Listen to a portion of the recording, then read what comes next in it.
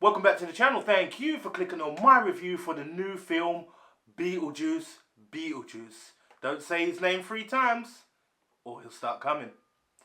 Right, so here's the review.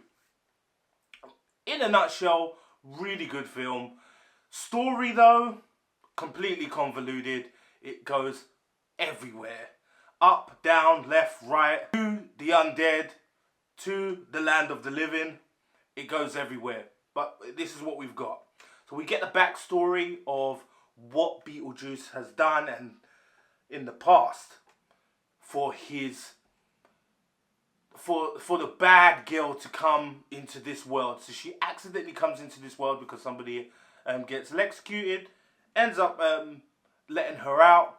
In a nutshell, she got cut up because she had a fatal divorce with our guy Beetlejuice, and now she seeks revenge. Her powers are great. She's able to suck the soul out of anybody, living or dead. And then once she does, that's it. You're kaput. You're dead forever. So she comes back because she wants to be with Beetlejuice, because Beetlejuice in an event actually killed her.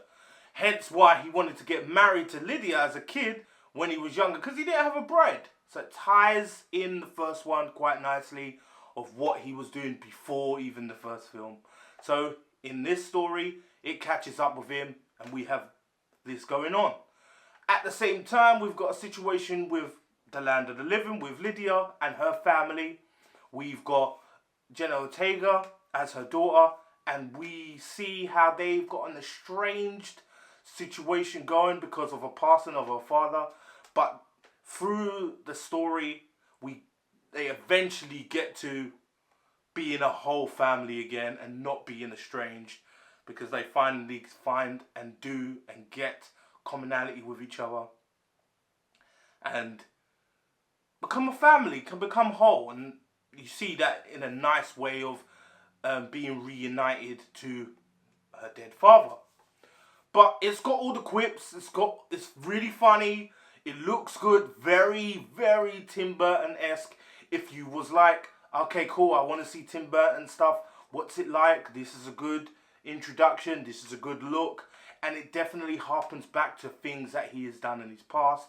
If you know certain films like Edward Scissorhands, the original Beetlejuice, you know, it takes you back to those moments of his early career. And if anybody was to know, oh, so what was the first Beetlejuice like? This Beetlejuice will take you back there, because you'll want to see what the original was like, because this is the 2024 version, which is to introduce a new set of fans to this style and look of a film. Funny in bits, jokes are galore, the dad jokes they are. They're basically dad jokes. The one-liners, they're very funny. Shout out to Bob and the rest of the crew. You know, they were funny with their small heads and big bodies. And there was other stuff with other characters that was funny as well, especially William Dafoe's character. He was funny as a cop that has died, and he's still playing that cop, even though that's what he did when he was alive, because he was an actor. So he's never left the role. So he's always in the role. That was really funny. It was basically I would say, a metaphor for actors of never coming out of their role. Even in death, you're in your role. But all in all, it was a good film. It was enjoyable. But the thing that let it down was the story. It looks like it wanted to be 3 stories. They couldn't make their mind up, so they just mashed them together. And that was Beetlejuice. Will it still hold up for the way the longevity of the first one does? I'm not sure. Personally, 30 plus years will tell us that, because it is 30 plus years since the first one came out. So it depends on what longevity it holds and what the future tells us. But definitely I would recommend to watch this, form your own opinion. Also, go watch the first one.